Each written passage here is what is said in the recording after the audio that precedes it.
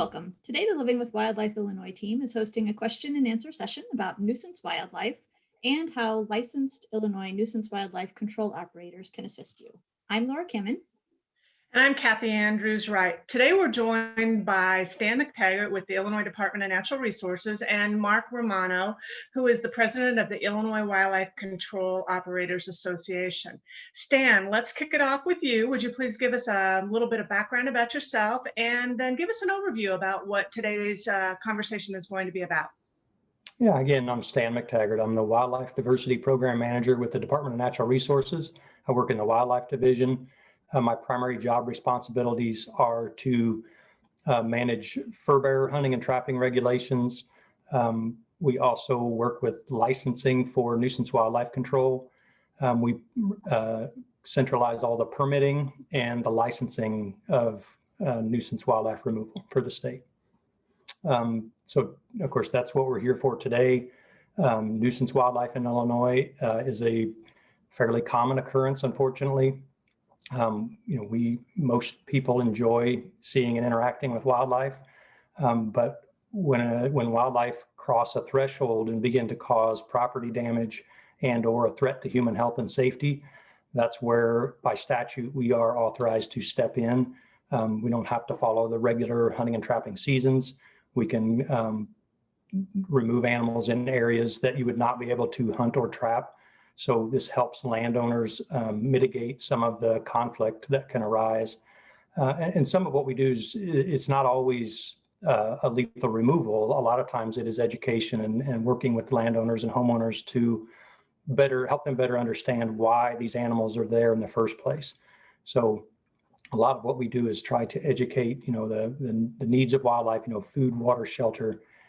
We try to focus on those and help landowners remove some of those things to make their place less attractive to wildlife. So today we have Mark Romano here with the Wildlife Control Operators Association, and they represent the professional, they advocate for professionalism in their industry. So we're glad to have them with us to talk about things from their perspective. All right, thank you, Stan. Mark, you want to give us a little bit of more background about yourself, other than the fact that you are the president of the association? Well, I started trapping when I was a little boy in South Dakota with my grandfather, and then moved to Illinois, of course, when I was 7, and didn't start trapping again until I was in my mid-20s. And I've been trapping professionally since 1989. And that's what I do, and I'm very passionate about that. I've been a trapping instructor for the DNR. I try to do a lot of stuff with the community at schools and things like that when time permits. Education, with the younger kids and things like that is, I think it's pretty important. So, and always make time to talk to people about wildlife, and if they have questions or concerns about that are not related to businesses or anything like that. Always try to offer knowledge if they want it. Thanks, Mark. That's a good introduction. Thank you. Do you want to expand a little on the role that professional wildlife control operators play? I mean, how can people really be sure that who they're hiring is a professional? Well, we all are permitted.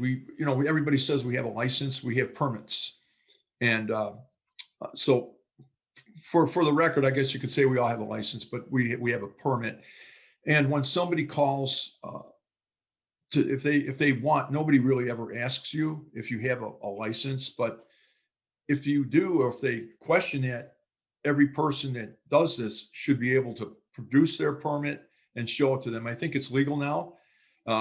If we have a photograph of that on our cell phone, I think that would be okay to show somebody that. And it's individual. It is not an umbrella permit that goes with a company or anything like that, like the pest control industry. So we have our own permits. And if somebody inquires, you should show that to them. A lot of corporate accounts have permits on, they get every year, they get copies of that with your insurance and things like that. So it's not unusual to have those all the time for people that do want to know. So again, I've had some folks show trapping licenses for sport trapping and say that they're permitted. That's not a permit for doing wildlife control work. it has to be one that's issued by the DNR. And I might add to that, that the Wildlife Illinois website also has a list that we try to keep current that lists all of our Class A nuisance wildlife control operators so that folks can go online, wildlifeillinois.org, and check.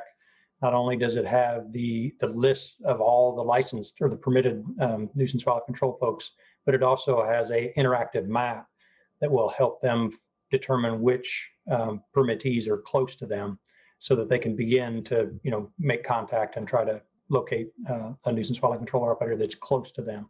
And besides the permit, is there any continuing education or anything that you guys need to do to be active in your field?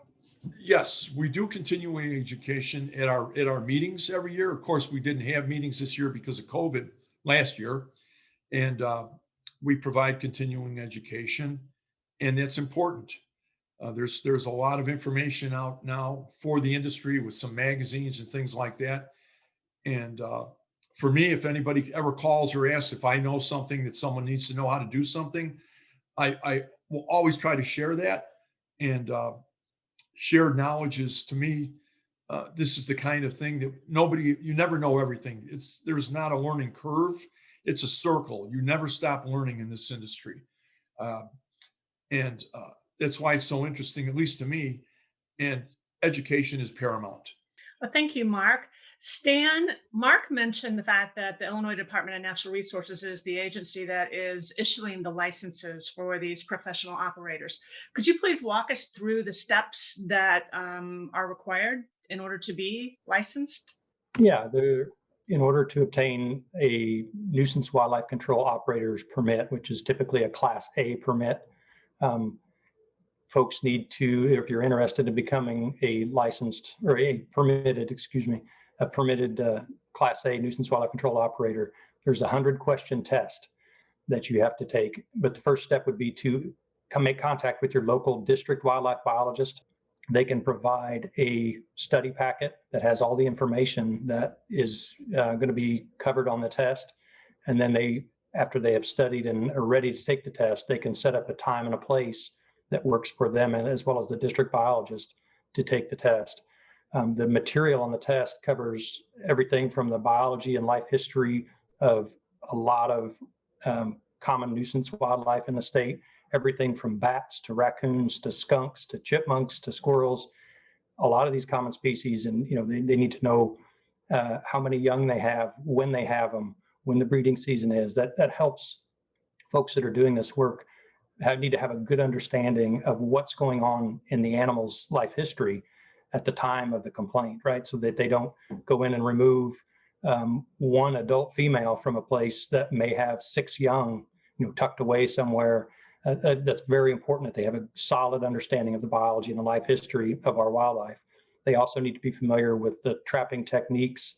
They need to be familiar with our laws. There's a lot of laws. Our test is notoriously difficult, and it's difficult for a reason, because these folks are professionals. We need people that understand, our goal is, humane treatment of these animals. We want to do what's best for the wildlife and for the landowners and the folks that are having conflict. We need people that understand the laws of what they can and can't do, that know how to handle these animals safely and ethically. So there's a lot of information that's covered on this test, and it's notoriously difficult. So there's a lot of ground, and actually the rate of passing this test is very low for the first attempt, especially. So they need to get an 80% or better out of 100 questions, and it's a difficult test. So that kind of leads us to our next question. So if someone has a nuisance wildlife issue, they can find a list of the permitted nuisance wildlife control operators on the Wildlife Illinois website, but there are hundreds of these operators. So what should people be looking for when selecting a contractor? Stan? That's a good question, and a question that we get fairly often. Again, to clarify the status of a Class A nuisance wildlife control operator, they're not employees of the department. These are independent businesses, just like a plumber or an auto mechanic. So I encourage people to use the same types of screenings they would use for any other professional, right? Get several bids, talk to several different people, get references, try to, make contact with other folks that have used individuals. Like most professions, there's a lot of really good operators out there, but there are some that have had problems. So, and just because they have one problem doesn't mean they're going to be a problem for you. But if you make these contacts and talk with references, it can help guide you to find somebody who's going to be compatible. They should get a cost estimate up front, all costs included, how much to set traps, how much to remove the animals, make sure there's no other fees for anything that are going to be hidden. They should be able to get a clear answer of what it's going to take. Now, there's always unknowns in this business. They don't know exactly how many animals may be there. It may, your costs may vary depending on how many animals they catch. But talking with other folks and getting making multiple contacts with different nuisance wildlife control folks can help guide you towards somebody that's going to help you in your situation. There's other questions. There are a lot of unknowns, but people that are in this business, when you meet them and or they see the area where you're having your problems, they should be able to tell you what they think the problem is. They can typically give you an idea of how much time they think it will take. They should provide guidance to how you can prevent this from happening again. They should educate the landowners and homeowners about, why that animal's there, things that you may be able to do to clean up your property, to remove whatever it is that they're coming there for. So there's a lot of things that you should learn from, your interactions with a professional nuisance wildlife person. So, Mark, do you have anything else that I missed that we need to cover on this? I think you covered it real well, Stan. What I would say is that what I tell people, our customers and the public, when our phone rings, we're being called to solve a problem. And if the problem isn't solved in a reasonable amount of time, I think that's not acceptable. You can't leave a trap on somebody's roof for 3 months and expect to get a good, have a good outcome from that. And then not everybody has to be a biologist, but you should know enough about the, litter sizes and species and things like that. Times of year is very important. A lot of that comes with experience, but you need to know the right things to tell the customers, not things that are not either untrue or you're just saying to placate their feelings. And non-targets, when you catch, 7 possums or 8 possums and somebody's got a raccoon in their attic and you're trying to catch it on the ground per se, people get upset about that. If you're doing that and you're letting the possums go, that's fine.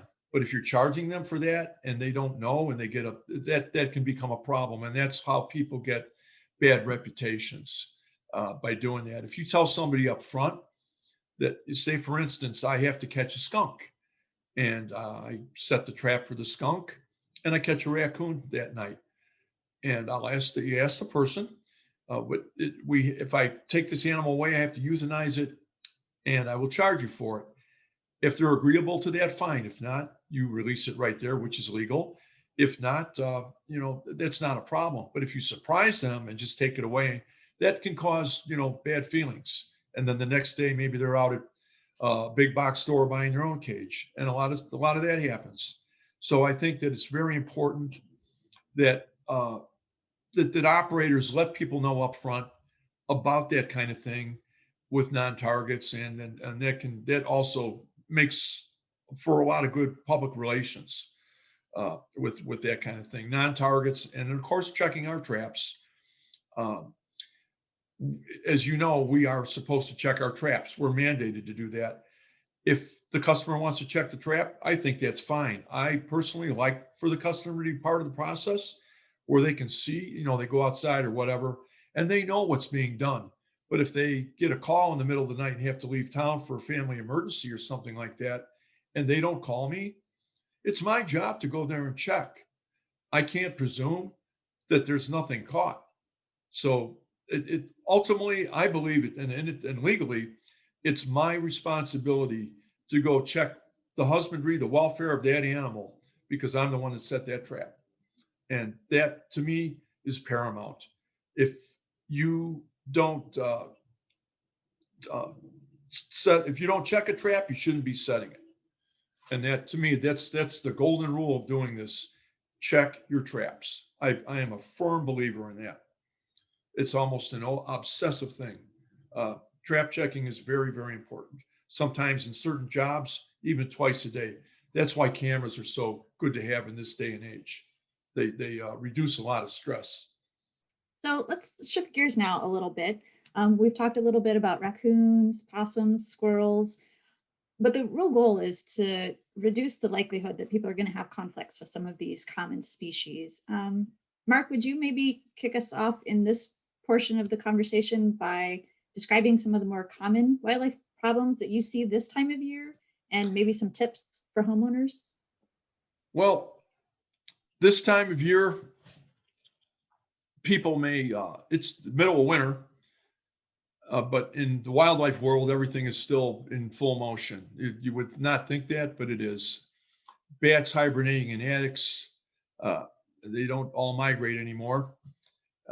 Skunks that are, denned up like they should be, whether they are or not. Sometimes they die under somebody's deck or porch. Raccoons do the same, and somebody may smell skunk. And right now is a time that you could smell skunk under your deck, and it could be a dead skunk that died, and it could be skunks that are already beginning to fight. It's a little early for that, but they start to do that usually around the end of January anymore, right? The biology book says Valentine's Day, but once that happens, you kind of need to know and then figure out if there's really activity there yet, or something's going on. But another thing that's important is that when a homeowner hears noises in their attic, okay, that could be a multitude of things. You hear scratching in your attic at 3:00 in the morning, okay? So they call you. It's important to ask them what time of day they hear the noises. Doesn't always mean it's that animal, but a lot of times that gives the operator a clue to what it could be. And I believe you should make an inspection of the attic. You can't just presume that it's a raccoon and run out there and throw a trap on top of the roof when in fact it may be a mouse. We have a lot of chipmunks in the Collier counties, and chipmunks are true hibernators. They also can climb trees. So it's not unusual for a chipmunk to be in hibernation and wake up in someone's attic or run around, scratch around a little bit and make noise. And you say, but you have to kind of go up there and look. And if you see the droppings or sign of that, or no sign of a raccoon or mouse droppings, then you can narrow it down, but you have to do your homework. And that's what goes back to knowing, your biology and reading sign and understanding the species you're dealing with. That's about it, Stan. I don't know if you've got more to add to that. No, I think that covered it well. We do seem to get more reports of coyotes this time of year. They're getting geared up for breeding season. You may see them more often during the daylight hours. There have been a small increase in the number of complaints for coyotes in this seemingly this time of year. So that's something folks need to be aware of. Keep your eye on them. Again, just seeing wildlife doesn't make it a problem, but watch the animals, observe their behaviors, especially coyotes. Keep a close eye on your pets, keep them close to you. Be vigilant about watching the behavior of the animals that you encounter. Speaking of pets, feeding pets outdoors is a somewhat common practice. And I know that one of the biggest ways that people can inadvertently create problems is by feeding wildlife. So Stan, could you address why this is an unnecessary practice and maybe some instances where it could actually be dangerous to be feeding wildlife? Sure. Yeah. Feeding wildlife it's a challenge because people want to take care of wild animals in general. They want to, they see an animal out and they first thing they think, oh, the poor thing, he's probably hungry. So their instinct is to feed. Folks feed birds. We're not going to tell people not to feed birds, but we want people to be aware that when they feed wildlife, it changes their behavior and it can have unintended consequences. Just a random bird feeder, for instance, that's going to attract a lot of birds. Most people enjoy seeing birds, but if folks aren't diligent about keeping the areas underneath their bird feeders clean, they're probably going to get rodents that are also going to, be there for the seed that falls out of the feeders. Most people are not quite as enamored with mice or rats or chipmunks that come and forage underneath these bird feeders if they're not kept clean. In addition to that, then you can have a lot of rodents in your area. If you have wood piles or other things on your property that offer harboring or good places for rodents to get underneath, then you could inadvertently attract coyotes or fox or other animals that come. I mean, you can have this kind of a cascade of unintended consequences from doing something very simple and very harmless, like feeding birds. But we want people to be aware of those consequences. Another thing it does when people start feeding bigger animals, raccoons, squirrels, even coyotes, deer, you can bring these animals in a high concentration, right? You can provide this food, and I don't know how they communicate it, but it spreads. The news spreads, hey, there's a handout at Mark's house over here. So that brings more animals to your area. And again, if you're tolerant to that, to the high density of animals, that's one thing, but your neighbors may not be. And these animals don't follow direction very well. Once they learn these behaviors that, hey, you can get a handout on this guy's porch, then they begin to put two and two together, and they'll go to somebody else's porch, or they'll go into somebody else's garage, or they become a problem. They lose their fear of humans. They associate humans and our homes and our properties with handouts. So then they can get more bold and approach humans more closely. A lot of people think it's great to hand feed something. So they try and build trust among these wild animals and then hand feed things. And again, once they learn these behaviors, you can't really unlearn that. The unintended consequences of feeding, a lot of times, a lot of us have been maybe out west where you go in campgrounds or areas where there are bears. There's signs everywhere. A fed bear is a dead bear, right? Once these animals become habituated and become more aggressive about seeking food from people, there is really no rehabilitation program for that. They end up having to be euthanized. And it's the same case for a lot of our common nuisance species. Another recommendation we have that people don't understand often is that we typically recommend humane euthanasia for these animals that are causing problems. It's not because nobody enjoys that. That is a very difficult part of the job, as I'm sure Mark and others could tell you. But if you take this animal that has become dependent and is causing problems for you, it's not right to take this animal to somebody else's property or to dump it in the local park or to, take it places where it doesn't know where to find any resources. You're dumping these animals into unfamiliar habitat. It's almost always already occupied at full capacity. And you're dumping these animals that may also be carrying disease to a healthy population. The survival rate is extremely low for translocated animals. The most humane thing to do in a lot of cases is to quickly and humanely euthanize that animal rather than dump it somewhere where it doesn't know how to survive. It's already, the habitat's already occupied. And again, nobody likes this part of it, but the reality is that is the recommended disposition for a lot of these animals. So it's not something that anyone enjoys, but in reality, these animals have a very low survival rate when they are relocated somewhere else. A lot of people mistakenly dump them in the local parks or forest preserves. That can be illegal as well as problematic and make the animals suffer more in the long run. So gentlemen, we've come to the end of our questions. And at this point in time, I'm going to ask you, are there any parts of this whole business that we've not discussed that you'd like to wrap up with? One thing that I may add in is that, when folks have conflict with wildlife, we have two options, and I'm not sure how well I covered it initially, but when folks have wildlife conflict, one option is to contact their district wildlife biologist to see about a nuisance animal removal permit, which allows the landowner or homeowner themselves to remove the problem animal if they have the skills and the equipment to do so ethically. Again, when you attempt some of these things, there needs to be a full plan in place for what happens way before you set the trap. Just going to Farm and Home or your local hardware store and buying a trap does not make you qualified to take care of a nuisance problem. You need to be fully aware that you may set a trap for a raccoon and the first thing you catch may be a skunk. And then what? Are you prepared to handle that? How are you going to handle the disposition of the animal that you catch? You need to have a plan in place for humane and ethical treatment of that animal.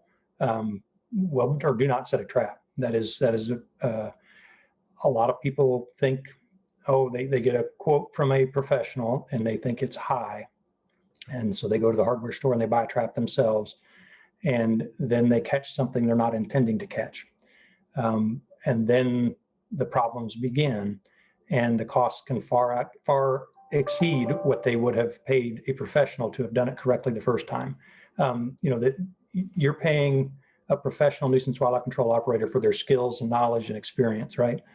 There are a lot of tricks to their trade. It is not simply setting a trap. Their selection of baits and lures and knowledge of where to set traps, where not to set traps, how to target specific animals, specific species. Again, Mark talked about, being a biologist versus a trapper. I promise there are a lot of things about animal behaviors that these folks know way better than any biologist is going to know, because they're out there every day. They're handling these animals. They're around these animals. They're figuring things out on the ground. And these folks are, the good nuisance wildlife control folks. They have a set of skills and experience and knowledge that's invaluable. So again, there's two options: a nuisance animal removal permit for landowners and hiring a professional. And if folks are qualified and ready to do it themselves, they may be able to do that by contacting their district biologist. And there's links to that on the wildlifeillinois.org website. But if not, and if they have any doubts in their mind, they are typically going to be way ahead to hire a professional to do this, that they have the experience and they're going to keep, there can be unintended consequences when folks set traps and aren't prepared for what happens next. So I just want to put that out there as well. Thanks, Stan and Mark, for joining us today and giving us your time to talk about nuisance wildlife in Illinois and some of the ways that people can get assistance if they're having issues. For our viewers, if you have other questions about Illinois wildlife, we'd ask that you send those in to the Wildlife Illinois website, or if you have suggestions for a next episode, please send those in as well. With that, we'll see you next time.